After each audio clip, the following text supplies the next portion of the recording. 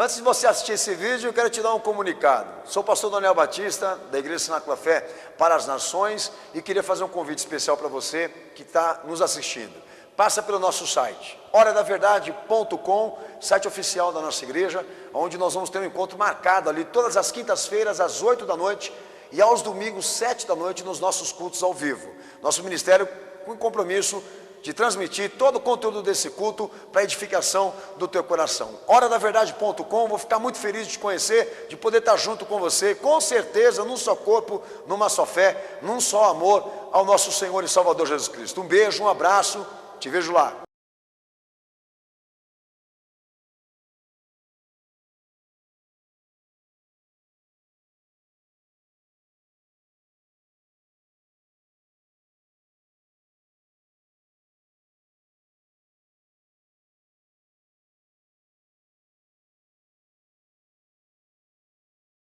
Texto de 1 João capítulo 3, verso 3, e eu vou ler. E todo aquele que nele tem esperança, purifique-se a si mesmo como também ele é puro.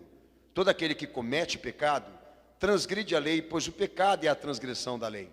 E bem sabeis que ele se manifestou para tirar os nossos pecados, porque nele não há pecado. Todo aquele que permanece nele não vive pecando. Todo o que vive pecando não o viu e nem o conhece. Filhinho, ninguém vos engane. Quem pratica a justiça é justo, assim como ele é justo. Mas quem comete pecado é do diabo, porque o diabo peca desde o princípio. Então para isso o Filho de Deus se manifestou, para destruir as obras do diabo. Aquele que é nascido de Deus não vive na prática do pecado, porque a semente de Deus permanece nele, e não pode continuar pecando porque é nascido de Deus. Nisto são manifestos os filhos de Deus e os filhos do diabo. Quem não pratica a justiça não é de Deus, nem aquele que não ama a seu irmão. Amém, cenáculo? Quem crê nesta palavra dá glória a Deus? Quem crê nela dá glória a Jesus? Pode estar sentado, Deus abençoe toda a igreja. Amém? Amados, eu acabei de ler um texto com vocês aqui que fala exatamente sobre a missão de Jesus aqui na terra, né? Eu constantemente tenho dito aqui no púlpito, no altar, que a impressão que muitos passam dentro das igrejas hoje, pelo fato de desconsiderarem, desprezarem a palavra de Deus, a impressão que eles passam para nós é que Jesus veio só dar um passeio aqui na terra, né?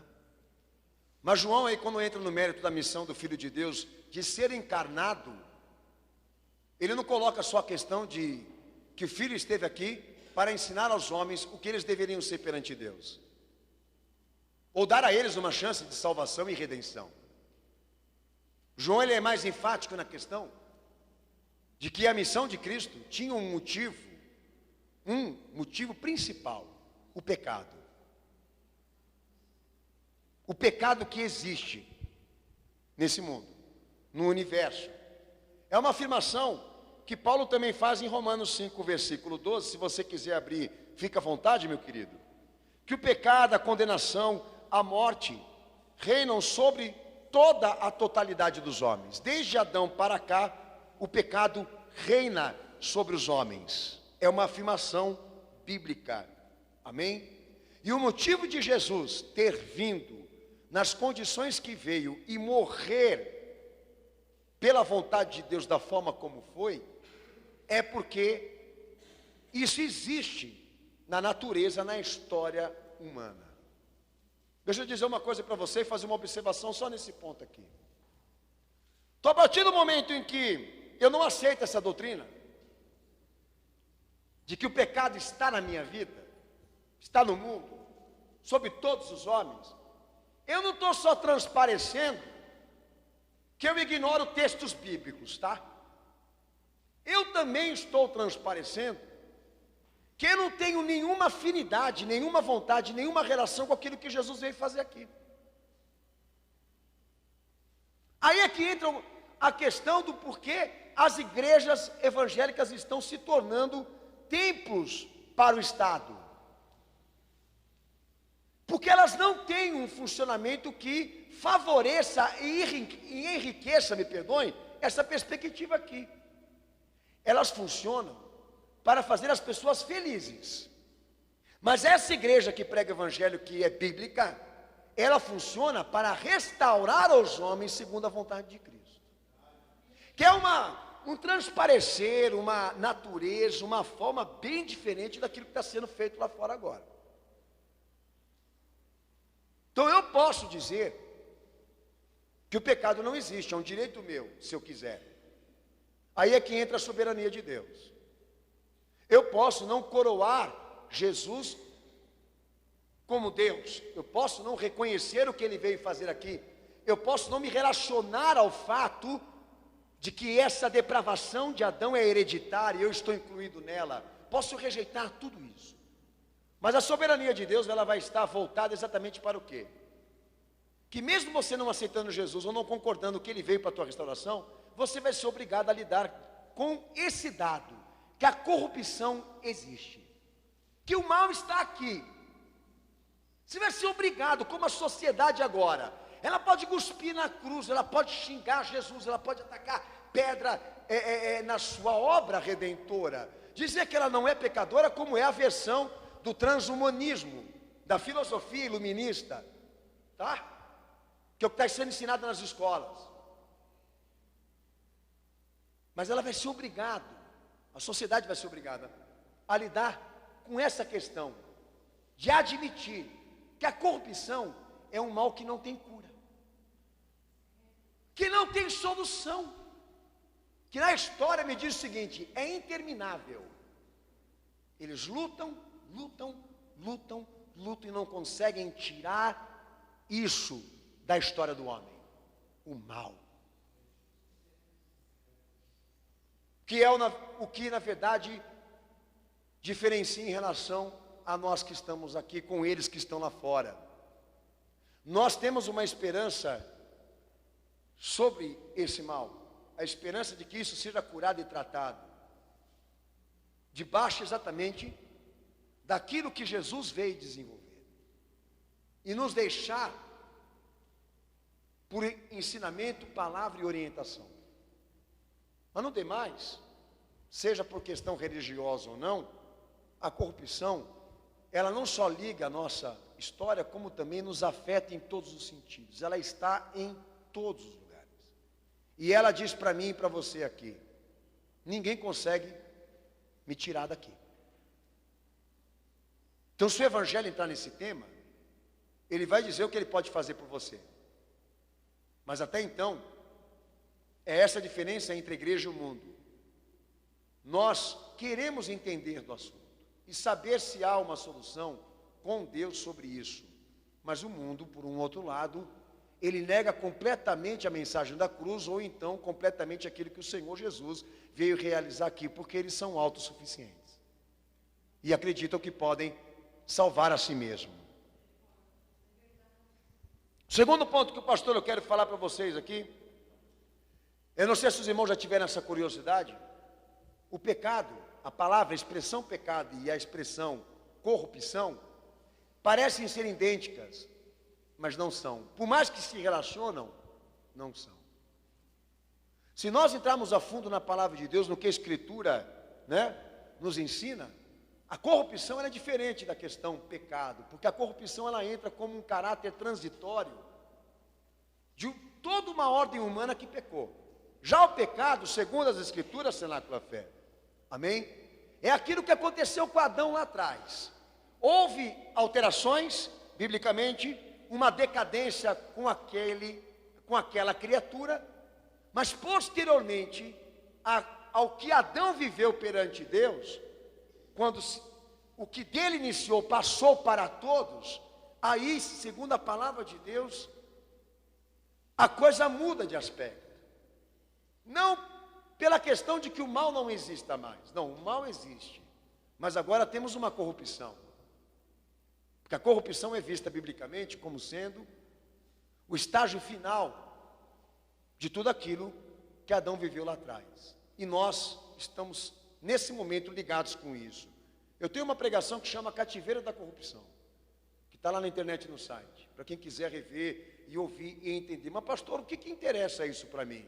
Muito.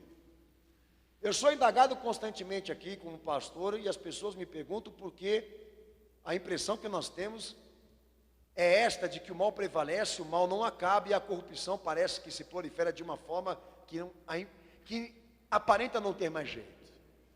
E eu quero dizer para você, de que não é o fato de que Deus perdeu o controle das coisas aqui, mas Ele quer que exatamente todos nós aqui também enxerguemos e vemos até onde os homens estão dispostos a ir pelos seus interesses.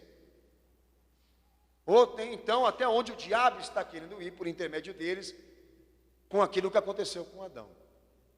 O fato é de que a corrupção no destaque do pecado de que Adão viveu lá atrás, ela tem, diríamos assim, posições muito mais radicais. Eu queria que a igreja abrisse o texto de Gênesis 3, verso 7 e verso 8, e eu vou dizer para você qual a diferença entre corrupção e pecado, tá, irmão? E nós vamos chegar lá, amém? Gênesis 3, verso 7 e verso 8, tá bom? Tratando-se do que Adão viveu a nível de pecado, né, de iniquidade, de maldade, a Bíblia mostra aí o seguinte, né, que o indivíduo, quando caiu no pecado pela influência de Satanás, e ele percebeu que ele tinha feito aquilo, Gênesis 3, verso 7 e verso 8, mostra ele dominado por emoções de culpa, vergonha, medo e advertência. Quem testifica isso diz amém. Ele tinha vergonha de Deus, ele se escondeu, Eva também, tiveram medo, temor de serem penalizados por aquilo, julgados por aquilo. Sua consciência o advertiu, sua consciência o tocou de que ele tinha feito uma coisa muito séria com Deus. Esse aí é chamado na teologia bíblica de pecado original. É lá onde o pecado começou. Por que a corrupção é uma coisa mais séria do que o pecado que nós biblicamente conhecemos em Adão? Porque a corrupção, ela ausenta todos esses sentimentos que esse homem sentiu depois que ele pecou. O termo corrupção para a Bíblia aspira a solidariedade radical com o mal. Ele tem prazer na iniquidade. Indica profunda ausência de senso de culpa, de tormento de consciência, que são reflexo do desprazer de Deus pelo que Adão fez. E por outro lado também representa o medo que eu tenho de Deus me condenar pela sua indignação. Na corrupção não tem sentimentos ou senso de culpa, nem de responsabilidade, nem de temor, nem de reflexão sobre aquilo que se comete de errado com Deus. Eles têm prazer no que eles fazem. Eles não querem ser disciplinados por consciência. Não querem identificar o que fazem errado. Eles querem entender o seguinte, essa é a diferença entre pecado e corrupção. Adão entendeu que ele tinha feito uma penalidade grave com Deus. Já a corrupção entende que tudo o que ele faz é comum. Esse mundo que nós estamos vivendo aqui, essa é a diferença dele com Adão, com o que começou lá atrás lá. Essa é a diferença do pecador lá com o pecador de hoje. Porque aquele lá sentia vergonha, sentia medo, sentia temor, sentia a advertência, tinha consciência, tinha o senso da responsabilidade por ser um transgressor da lei. Esse que está aqui não. Para ele, tudo que ele está fazendo é normal, é comum. Então a corrupção, ela não é um simples ou uma simples maldade. A corrupção, a gravidade do que nós estamos vendo na sociedade hoje, é isso aqui. Que para o corrupto ou o corruptor, ou a corrupção, não há pecado. Bom, se não há pecado, e tudo o que se faz nessa vida aqui é normal, então eles não precisam de um Salvador. Eles não precisam de um Redentor. Eles não precisam de ser curados da maldade que fazem. Eles só precisam de uma perspectiva,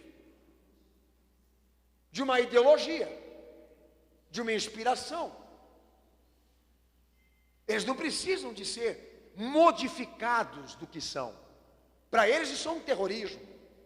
Para a corrupção, se entende o corrupto o seguinte, que Jesus veio passear aqui na terra, perder tempo aqui, porque o que ele veio procurar aqui, ele não achou.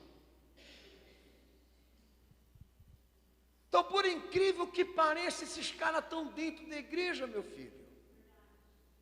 Eles estão sentados ouvindo o Evangelho com a seguinte ideia, com o seguinte sentimento, que nós estamos pregando aqui moralidade. Que nós estamos aqui pregando regras de vivência, de vida, regras sociais, cidadania.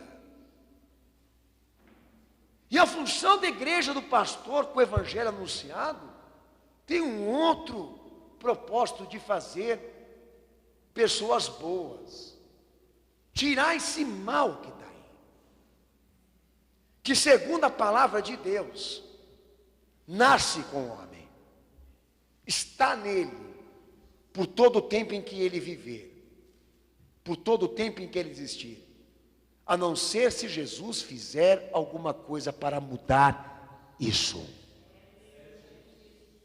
Lá no texto de João 3, versículo 20, Jesus confirma essas palavras, amém?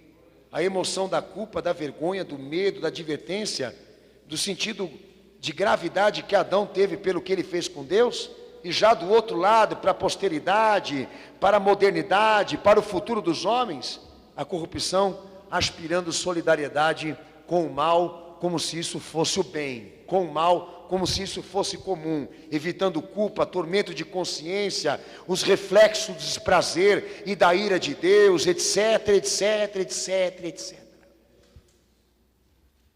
Então a corrupção, ela passa a ser tratada pelas Escrituras como sendo ainda uma doença, um mal mais intenso, de nível superior do que uma simples maldade.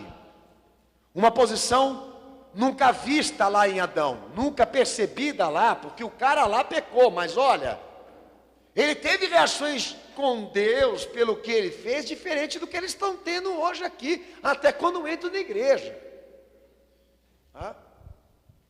E esse cara aí é o corrupto. Esse aí é o corrupto. Já o pecador ouviu a sentença de Deus, percebeu o mal que ele fez, a gravidade que ele cometeu, se pôs à disposição do juízo de Deus e da sentença dele e foi pagar o que ele fez. E conviver com aquilo que ele fez. Já o corrupto de hoje, ele tem uma outra posição diante daquilo que ele faz de errado. Ele não foge de Deus e da doutrina e da advertência, porque ele está envergonhado, porque ele tem temor. Ele foge porque ele quer ser Deus, porque ele quer exatamente tomar o lugar dessa natureza divina, e passar a viver e conviver com as realidades da vida e com a corrupção, fingindo que não existe um Deus acima dele, que Deus mesmo é ele. Porque assim como eu vejo a sociedade hoje, por mais que ela seja religiosa, todas têm versão ao ateísmo, porque todas ignoram a superioridade e a soberania de Deus, e elas mesmas ditam as regras, elas mesmas definem o tipo de vida e de pessoas que elas querem ser, até a religião que elas querem acreditar. Todas aí lá fora têm tendências ao ateísmo, se não forem agora vão ser, porque esse é o pensamento, a ideia de um corrupto. Eu quero viver essa vida sem ser abordado, intimidado, discriminado, afligido por qualquer coisa que me lembre do que eu peco. Quero a liberdade, a satisfação, a harmonia com as coisas criadas, experimentar de tudo, conhecer o tudo, sem ouvir essa palavra, pecado, transgressão. Só, meus amados, que aquilo que eu falei para você, onde entra a soberania de Deus? A soberania entra de Deus quando as matérias chegam, quando as notícias chegam, quando os fatos chegam, quando as consequências disso tudo chegam para a sociedade. Eles estão chorando lá fora, estão gemendo lá fora, estão gritando lá fora. Eles não coroam o rei, não exaltam Jesus, não vêm para ele para se consertar, mas em compensação, eles são obrigados a enfrentar essa realidade, serem vítimas disso. A corrupção está entre nós, e parece que ela não quer sair. Isso não é um dado religioso, não, isso é fato. Abre Tito, capítulo 1, versículo 11. Deixa eu te dizer para você quem é o corrupto, o que é a corrupção, segundo as Escrituras Sagradas, para ver se você se encaixa nisso aí. Tito capítulo 1, versículo 11. Abre a Bíblia. Há níveis de corrupção, tá? Níveis. A primeira delas que Tito 1, 11 fala aí, pode ler em voz alta.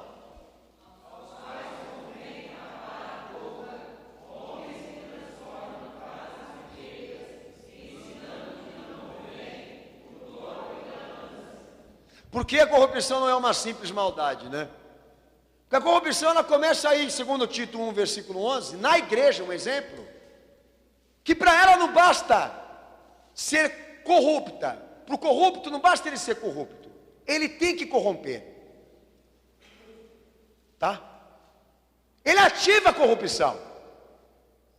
Sabe, a vontade que a gente tinha era calar a boca desses caras que ficam falando besteira, asneira e heresia em nome de Jesus. Mas a gente luta para tirar isso dentro da igreja e não consegue. Porque é um sinal de Deus. Eu vejo a apostasia como um sinal da soberania de Deus, da vinda de Cristo e também da manifestação do anticristo nessa terra.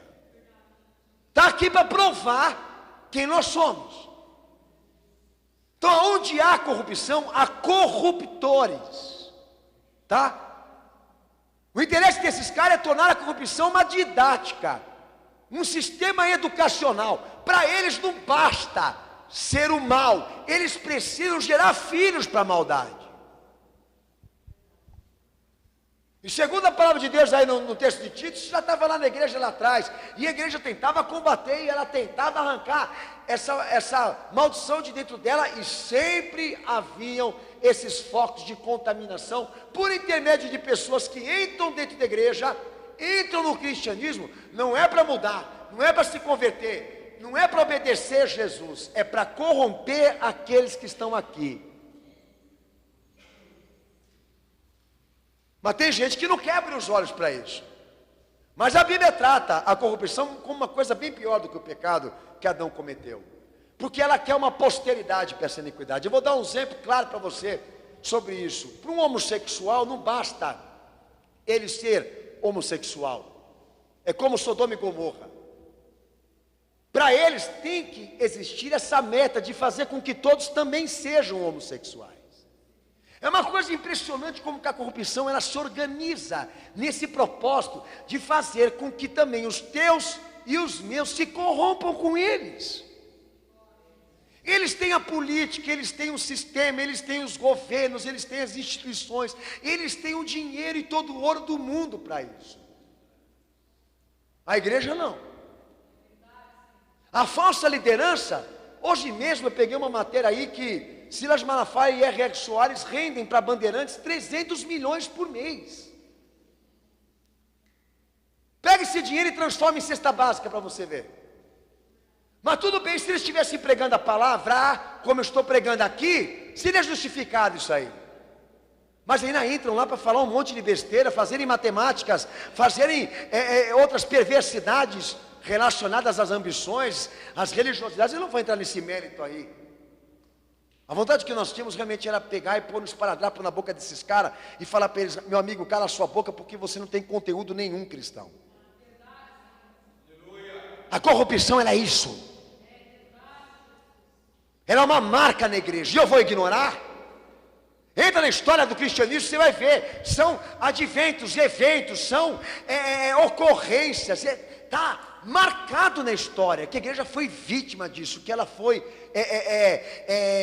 assassinada, marcada, ferida, por intermédio dessas pessoas que para elas não basta elas se corromperem, se sujarem, elas querem que todos sejam igual, que todos façam igual, para ela não ser identificada, não sei, para ela não ser descoberta, para ela não ser intimidada, envergonhada. Isso é corrupção. Não é uma simples maldade. É a maldade organizada. Você não enxerga, mas a Bíblia já enxergava lá atrás. Eles querem tratar com condolência e respeito aqueles que entram para contaminar a igreja com ensinamentos mentirosos.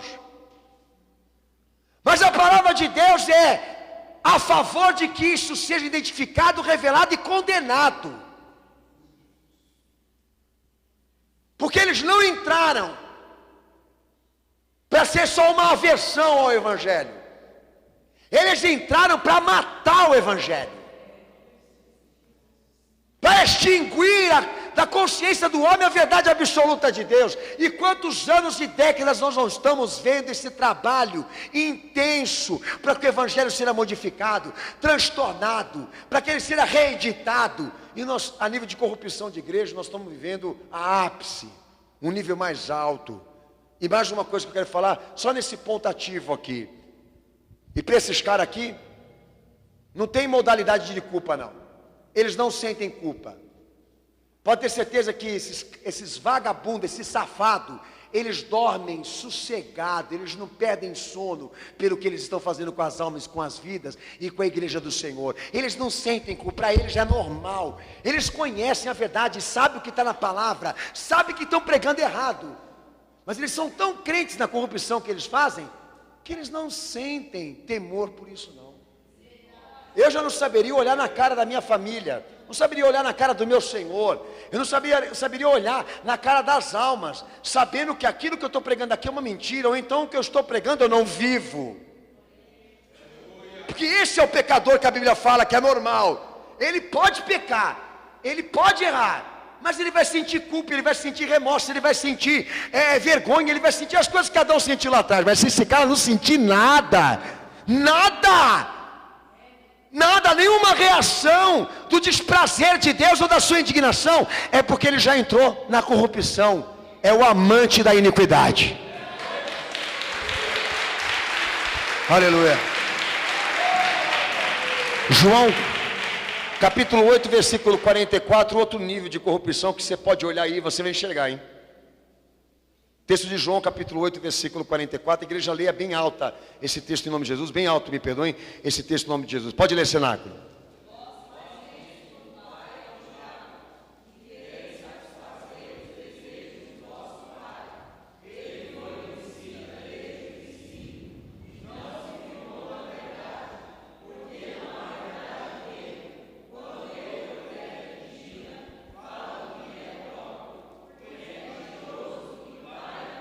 Daí no versículo 45, Jesus diz o seguinte para aqueles caras lá: contudo, porque vos digo a verdade, vocês não creem em mim. Esse é o motivo do ódio deles em relação a Jesus, porque eles não querem a verdade. Mas olha só, a corrupção lá na liderança judaica, ela já tinha esse outro parecer, tá? Era passiva. Sabe o que é passiva? Aceita tudo que é corrupção. O corrupto é o seguinte: ele vai aonde está a corrupção, mas quando a verdade se manifesta para ele, o que ele faz? Ele ataca, ele persegue, ele jura de morte. Olha o que o Senhor falou para ele aí, olha como que Jesus foi educado para falar com esse tipo de gente aí. O vosso pai é o diabo, o vosso pai é o diabo, porque aquilo que está dentro de vocês procura cumprir os desígnios dele. Vocês falam que vocês não entendem o que eu prego, mas não é falta de entendimento com a minha linguagem, Jesus está falando aí. É porque nada que eu falo aqui vos interessa. Porque vocês estão indo em busca mesmo da corrupção. E se tratando de experiência de igreja, é a mesma coisa.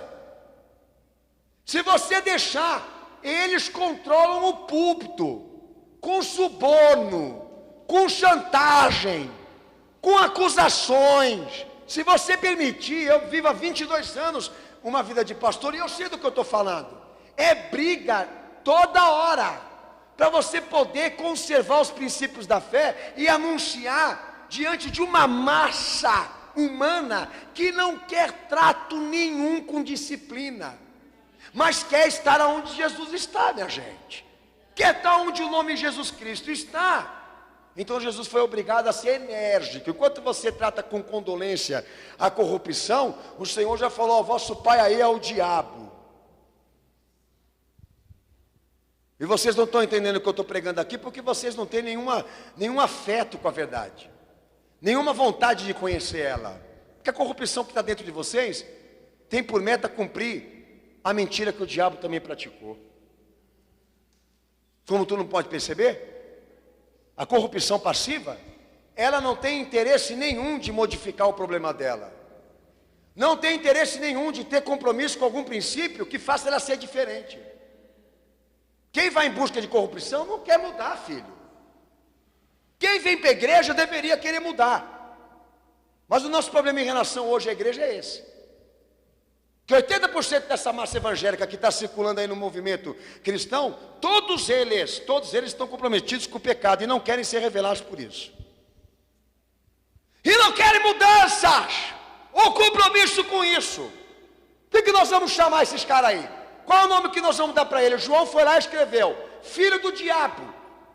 Porque aquele que peca é como o diabo, que peca desde o princípio. E nisso são manifestas as obras dos homens, para que digam se são filhos de Deus ou filhos do diabo. Mas eu queria dar um nome mais respeitoso, pastor, para a corrupção. Um nome mais sentimental. E é assim como eles estão querendo tratar. Um nome mais assim que não choque tanto, né? E assim como eles estão se comportando diante disso tudo. Entram aqui, né? Comentando sobre as suas percas, sobre as suas dificuldades, sobre aquilo que estão sendo afligidos, das suas doenças, dos seus traumas, dos seus confrontamentos diários com outras pessoas, dos seus descontentamentos com as outras pessoas, mas não querem avaliar isso que eu estou pregando aqui agora. Que nós temos um probleminha aí que trouxe Jesus aqui na terra, que nós temos que resolver. E o caminho, meus amados irmãos, começa a se traçar para nós aqui nessa noite. A corrupção tem que sair de dentro de nós. Porque se ela não sair de dentro de nós, nós vamos ter atitudes ou comportamentos tão iguais quanto eles lá fora. Além de querer dar filhos para a corrupção, nós sempre vamos estar em busca de alguma coisa corrupta. E a nossa afinidade, opção, escolha nunca vai ser Jesus. Nunca vai ser Cristo, enquanto esse mal estiver aqui dentro de nós. Enquanto esse mal estiver aqui e eu não quiser tirar ele, pelo poder de Cristo, tudo que eu pregar e falar aqui em cima desse púlpito aqui vai ser em vão para você. Não vai adiantar nada. Não vai ter solução alguma, porque você quer isso dentro de você. Lá em Salmos 56, versículo 5, mostra um outro nível também importante que o pastor eu quero deixar aqui como recado do Senhor. Amém, irmãos? Salmos 56, versículo 5, a igreja leia em voz alta em nome do Senhor Jesus. Pode ler. Salmos 56, versículo 5.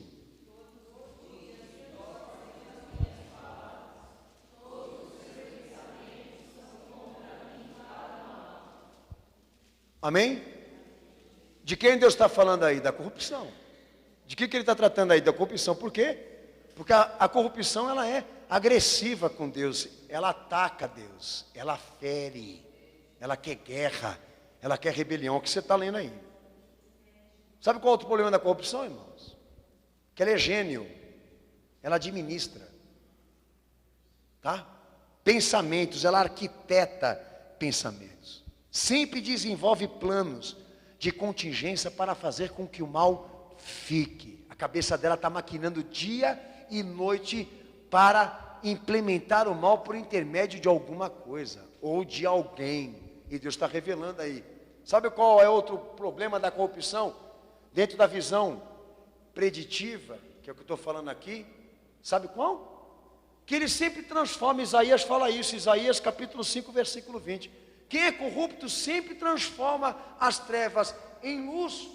O que é injusto em coisa justa, ele sempre dissimula, ele sempre retorce, ele sempre modifica o parecer das coisas. Olha o profeta falando do que ele já estava vendo lá atrás lá. Poxa, mas, amigo, isso está errado. Não, mas isso daí é pecado, não. Isso não é de Deus, não. É sim. Esse é o corrupto. Poxa, mas isso é coisa do diabo. Não. Você não pode julgar. Você não pode condenar. Quem é você para ser juiz, dizem eles?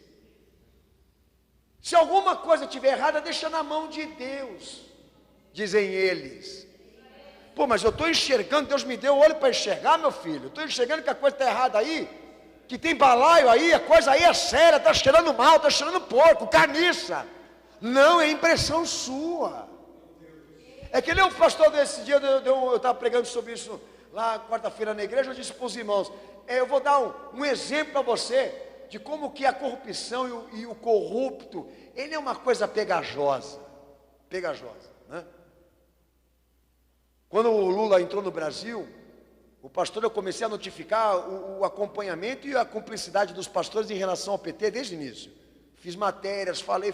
Daí eu peguei uma matéria lá da Valnice, dizendo que ela havia tido uma revelação de que Lula ia ser eleito e que metas do evangelho iam ser cumpridas de Jesus por intermédio do partido e dele.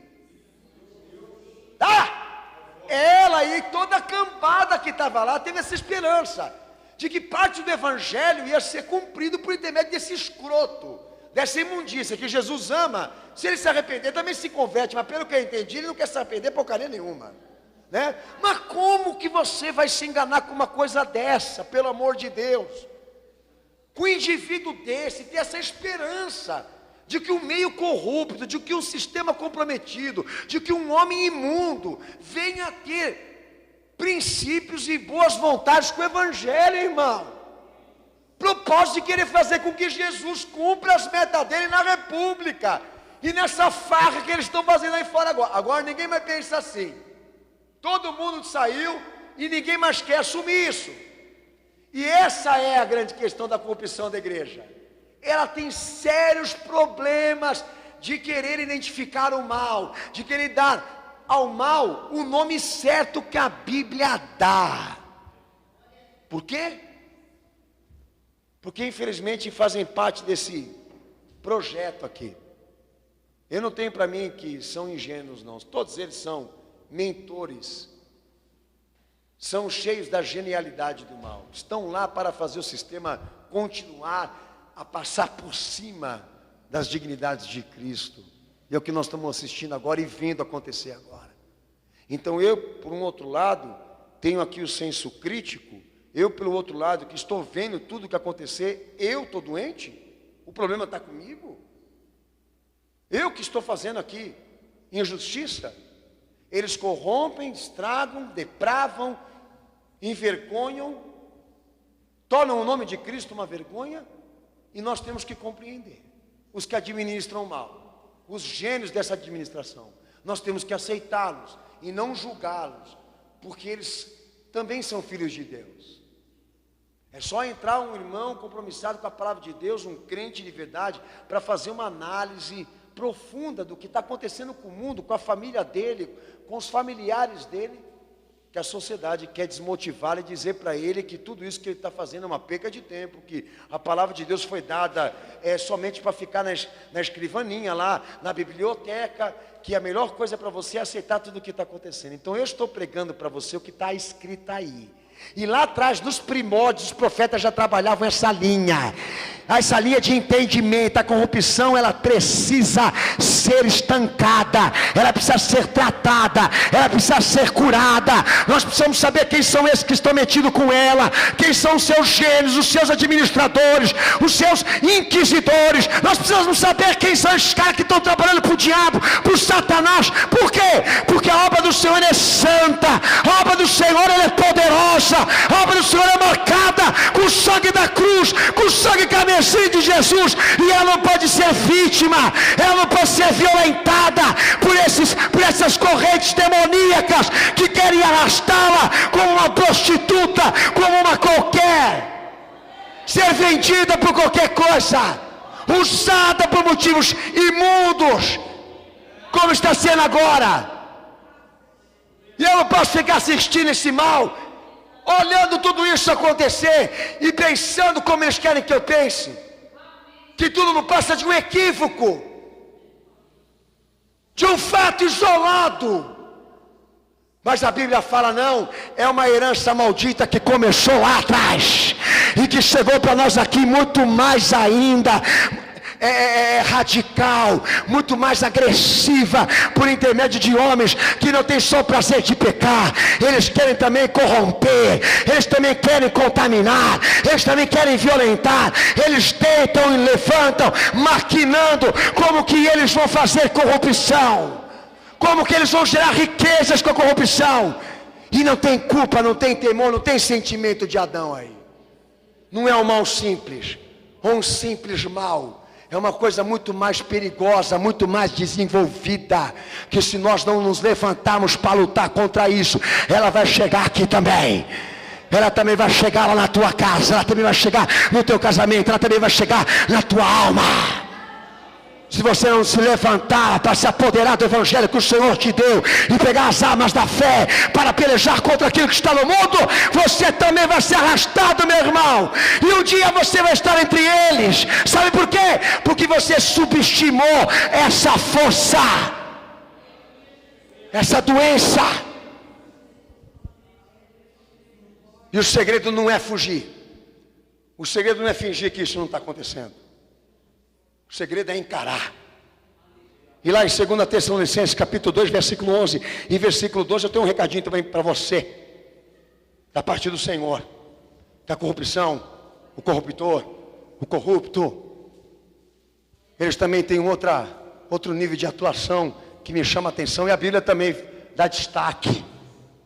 Eles têm uma mania, um vício, sabe qual? Eleger, coroar o mais perverso de todos, para que ele tenha destaque, domínio e preferência. Lê o texto aí, 2 Tessalonicenses 2, verso 11 e verso 12. Lê. Alto.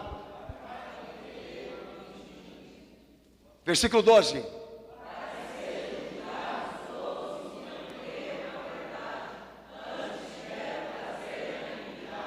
Tem um texto que Paulo fala, ele diz o seguinte: por isso Deus lhes envia a operação do erro. Deus não está enviando o diabo para ninguém, Ele está permitindo que isso seja manifestado, para que aquele que é filho da iniquidade, aquele que vai ser o anticristo, a besta, e tem tanto nome para esse cara aí, ele governe sobre quem? Ele seja governador, líder, rei, sobre que tipo de sociedade, de pessoa, de indivíduo? Sobre aqueles que não têm prazer na verdade, não tem preferência pela verdade, o seu prazer é a iniquidade, tá? Todo corrupto, ele quer sempre ser governado e liderado por quem é corrupto. Eu estou falando lá, olha irmão, mas está errado esse negócio aí, rapaz. Pelo amor de Deus, o cara já se divorciou, casou de novo, divorciou, casou de novo, entendeu? Está indo na maçonaria, está fazendo pacto com a maçonaria, pacto com um monte de roubalheira, de sujeira, que nem um exemplo que eu vou dar rápido aqui, da Assembleia de Deus Madureira. Entendeu? O fundador lá da Assembleia de Deus Madureira, lá, Manuel Ferreira. Rapaz, a corrupção desse cara está toda documentada. Tem vídeo, tem matéria. E a igreja ficou anos e anos pensando se ia mandar esse cara embora. Porque o conceito lá deles é que Deus elegeu ele. Que os caras foram emanados pela unção divina. Estão fazendo um monte de besteira. E a igreja não tem coragem de pôr a mão neles. Mas não tem coragem, ou porque tem versão, afinidade com quem é corrupto. Eles coroam, elegem corruptos para que sejam governados por eles. Você entendeu? É o mal que está aí. Aquele indivíduo da África do Sul lá, que foi presidente, e fizeram uma biografia maravilhosa, linda, de coisas sociais que ele fez, o Nelson Mandela. Você entra na história desse cara, ele foi um dos maiores exploradores de diamante na África do Sul. Enriqueceu a minoria branca que mora lá. O país está na quinguela, não sai da quinguela. É africano morrendo de fome, de peste, de guerra. O que esse cara fez? Mas basta a televisão colocar e dar uma pitada de herói para ele, que todo mundo compra a ideia e chama de herói. O mundo não quer a verdade, porque é corrupto. Entendeu? Quem é corrupto não quer pastor digno, não Não quer pregador da palavra, não quer João Batista, não quer o Espírito Santo que revela o pecado. Eles querem o diabo. Daí você vai tentar tirar ele da Universal, tentar tirar ele do Macedo, tentar tirar ele dessa escória. Eles falam, não, são homens de Deus. Mas rapaz, o cara está deitado numa banheira de ouro, em plena era da pobreza, e está falando que recebe revelação de Deus lá. Ah, faça meu favor. Daí você prega e fala, e prega e fala, e o cara fica ali resistindo, e ele fica ali combatendo, e ele fica querendo dizer o seguinte, que tudo isso não passa de um equívoco. Então Paulo deixa claro aí, quando o anticristo vier para governar essa terra, ele vai vir governar sobre quem está preparado ou quem espera por ele, porque tem um tipo dele. Eu não estou preocupado com o anticristo, não. O cara pode chegar fazendo fogo descer do céu aí, pode fazer que nem os feiticeiros fizeram no Egito, transformar a vara em serpente. Que eu vou olhar para a cara dele e falar, meu filho, você pode ter todo esse poder, mas você é o diabo e continua sendo o capeta. Ele pode dançar no caco de vidro, comer caco de vidro, mastigar caco de vidro, entendeu? Ele pode enfiar um monte de espada no corpo dele e não morrer. Pode fazer essas piruetas, esse circo de solé. Eu vou olhar para a cara dele e falar para ele, meu filho, você continua sendo capeta, continua sendo mentiroso, continua sendo diabo. A minha preferência, o meu olhar, a minha vida é para aquele que morreu por mim, é para aquele que deu a sua vida por mim na cruz do Calvário, cuja sua palavra é poder de transformação e libertação. Daí eu entro numa questão com você aqui nesse culto hoje. Qual o problema da sociedade com a questão da corrupção? Não é só o fato de que ela não admita que a solução está em Cristo, é porque ela não tem entendimento sobre corrupção, até na questão técnica. Para muitos a corrupção é um problema de grupo, para muitos a corrupção é um problema de partido. Tira o partido que vai solucionar, tira o presidente corrupto que vai solucionar, extingua aquele grupo específico que a corrupção vai sumir. E a Bíblia fala, não, a corrupção é um problema de natureza, está em todo lugar, é hereditária, nasce conosco e só sai de nós por intermédio daquela cura que Deus deu em seu Filho. Essa é a razão que nos trouxe a esse culto aqui. Não foi para tratar situações isoladas que nos incomodam, mas para tirar a corrupção que está dentro de nós. Porque o Evangelho entende que se você for transformado por Cristo, numa experiência puramente individual e pessoal, você vai fazer aquele metro quadrado que você vive, luz de Deus, sal na terra. Nós não podemos mudar o mundo, mas podemos mudar sim aonde nós estamos, aonde nós convivemos, aonde nós estamos responsabilizados.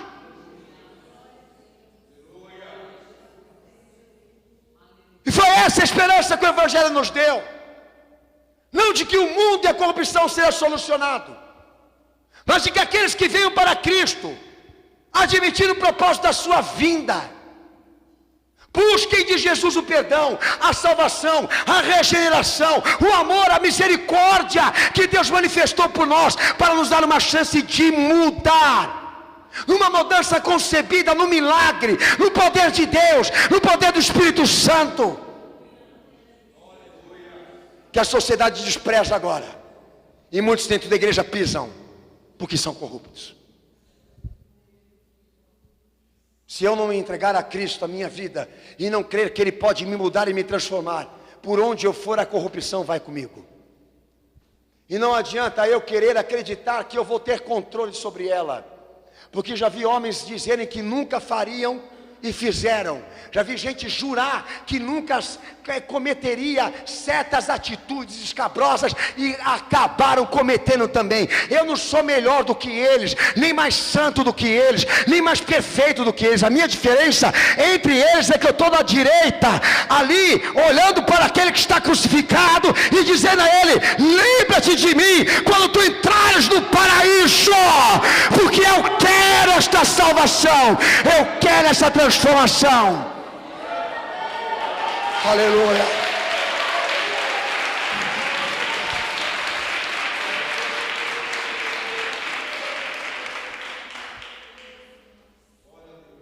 Por isso que diz o Evangelho que os tempos foram abreviados para que aqueles que são escolhidos se salvem.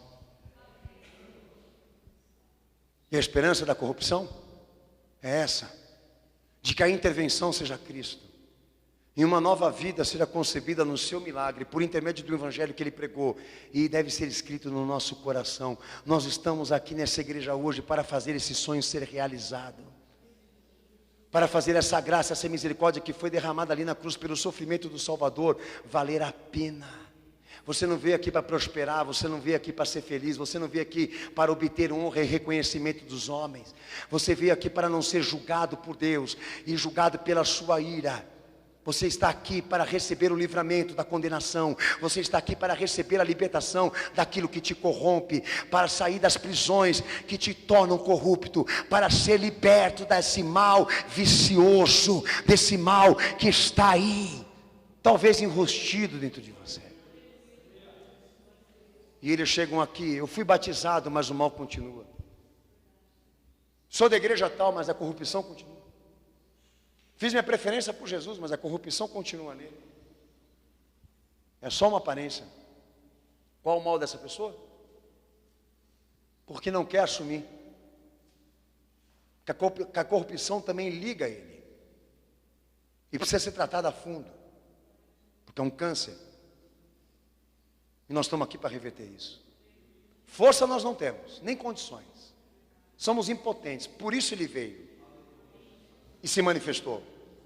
Para tornar possível essa regeneração na tua vida, ele venceu. Ele se doou. Ele foi sacrificado. Não subestime o poder de Cristo. Não subestime o poder da fé. Ela é poderosa, mas na vida de quem quer se converter. Na vida de quem tem nojo do que faz. Nojo daquilo que pensa. Nojo daquilo que desagrada a Deus. Eu tenho nojo.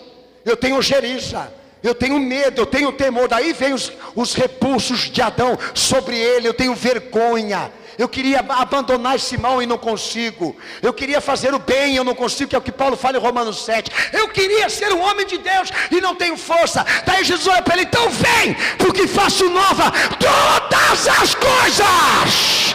Todas as coisas. Aquele que crê, ainda que esteja morto, viverá. Aquele que crê, ainda que esteja morto, viverá. Nada te separa desse amor e desse poder, a não ser o corrupto que não quer mudar. Daí quando o Evangelho ele entra na questão e no mérito de qual é a solução para a corrupção aqui dessa terra, não na questão individual, porque para mim individual é Cristo ou nada. Mas quando entra no mérito do mundo, das coisas criadas, até dos elementos que estão no céu, que os caras já subiram lá para violentar, entende? A corrupção é uma coisa tão pegajosa que se for para Marte e levar esse tipo de homem para lá, a corrupção também vai. E os caras vão, a primeira coisa que eles vão fazer em Marte é ver se tem petróleo. A primeira coisa. 2 Pedro 3,7, abre, é o último texto que eu vou te dar. Quando a Bíblia, o Evangelho entra no mérito do juízo final, do futuro dos ímpios, da punição, do salário do pecado, dentro da soberania de Deus, olha aqui, 2 Pedro 3, versículo 7, fala aí, olha o que Pedrão está pegando aí. Vai, Senaco, lê em voz alta, rápido. Ei, irmão, você está com medo de ler, meu filho? Lê alto.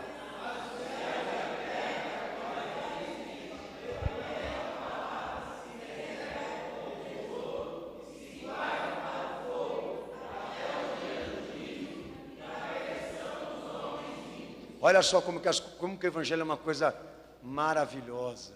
Quando se entende, entra e não sai mais. Deus enviou o seu Filho para ser uma intervenção nessa hereditariedade chamada pecado. Abreviou tempos de salvação para que aqueles que queiram mudar, possam mudar. Mas o Evangelho entende o seguinte: o homem pode mudar se Jesus libertar e transformar, mas o mundo não muda. E qual a solução que nós temos para a corrupção que está no mundo? Olha o que Pedro fala aí: a destruição. Pega, explode tudo. E os que querem também a corrupção, que nós temos uma solução imediata. Mas enquanto você deixar essa sementinha do mal espalhada por aí, sem Deus mexer com ela, a corrupção vai continuar em transição. A solução que Deus encontra para a corrupção no mundo, no sistema e nos homens que têm prazer com isso, é destruir eles. Eu vejo que as pessoas estão tirando toda a capacidade de Deus ter esperança de que elas mudem. Por isso que Jesus fala que o evangelho vai ser pregado no mundo todo, daí virá o fim. Quando todo mundo souber que Deus amou, que Deus perdoa, que Ele deu um filho, que Ele pode salvar, que Ele pode libertar, que Ele pode curar, que Ele pode dar um reino de justiça, um reino celestial onde a morte não está, onde as guerras não entram, etc, etc. São as esperanças, são as promessas que estão ali guardadas em Cristo pelo que Ele fez. Quando Deus entender que todo mundo ouviu isso, todo mundo escutou, mas para certos não teve o efeito de despertar vontade de mudança, ele está ficando lá para o fim, para Deus pegar ele e o mundo destruir de uma vez só. Então são dois caminhos que o evangelho traça depois da cruz para cá. Aquele que Deus recupera por intermédio de Cristo, numa experiência puramente individual para guardá-lo no céu. Ou esse daqui que rejeitou Cristo e vai ficar para ser destruído com o mundo, porque Deus entende que ele não pode entrar no céu, porque ele tem uma certa condolência, afinidade, solidariedade com o mal. Então tudo que é pecado Deus vai destruir. Então a tese de que Brasília tem que ser destruída, implodida, está certa. De que tinha que jogar uma bomba lá para quebrar todo mundo, arrebentar todo mundo, é corretíssima. Mas nós não somos juízes e nem temos essa autoridade, esse poder, mas Deus vai fazer lá na frente. Eu não sei se você tirou as expectativas de Deus sobre tua mudança, mas o fato é que eu vim pregar essa palavra hoje aqui, para deixar claro a você que o problema que essa situação tem cura, que esse tema o evangelho trata com propriedade, que Jesus veio para destruir isso, sem destruir o pecador, transformá-lo. Mas esse cara aqui do lado, que ele não é um pecador simples, já não é uma maldade simples, ele é a corrupção. Nós entendemos que esse aí não tem mais esperança, e ele está lá fora para o diabo chegar aí e governar. Vão ser 7 anos de governo mundial que o anticristo vai representar. Que lá em Apocalipse 11, Deus fala que vai trazer 2 testemunhas nesses 3 primeiros anos e meio de tribulação. E vão ficar atormentando a sociedade com a palavra. E não vão poder matá-los. Nós subentendemos que é Elias e Moisés porque estavam no monte da transfiguração. Quando Deus permitir que eles matem, Apocalipse vê lá na frente que o mundo todo vai se reunir para se presentear em festejo, porque esses caras morreram e não estão pregando mais. Esse é o futuro da corrupção. Eles querem um mundo sem Deus, sem princípios, sem moral, sem regra, sem evangelho. Meu Senhor, será que eu cheguei nesse ponto? Não sei. Quem vai dizer vai ser você, não vou ser eu. O que eu sei é que a corrupção está em toda a igreja, até na nossa. Só não aqui, nesse altar. E eu vi o meu Senhor entrar por aquela porta hoje, com as 2 mãos livres para poder trabalhar nessa olaria aqui hoje, e transformar os vasos da corrupção em vasos de glória. Transformar os vasos de corrupção em instrumentos excelentes na mão de Deus, para que eles anunciem a grandeza deste Deus. E se você quiser, tem para você também. E se você crer, tem para você também. Hoje você vai dizer para o teu Senhor: obrigado, meu Senhor, por estar aqui nessa igreja, porque eu quero lavar as minhas imundícias, os meus pecados. Eu quero, meu Senhor, me curar no poder da tua graça. E esse é o bem-aventurado e o rico para Deus, que tem o seu nome escrito no livro da vida, e Deus o reconhece como sendo obra sua.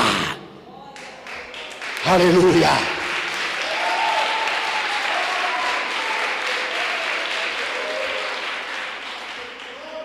Você vai baixar tua cabeça e vai fechar teus olhos.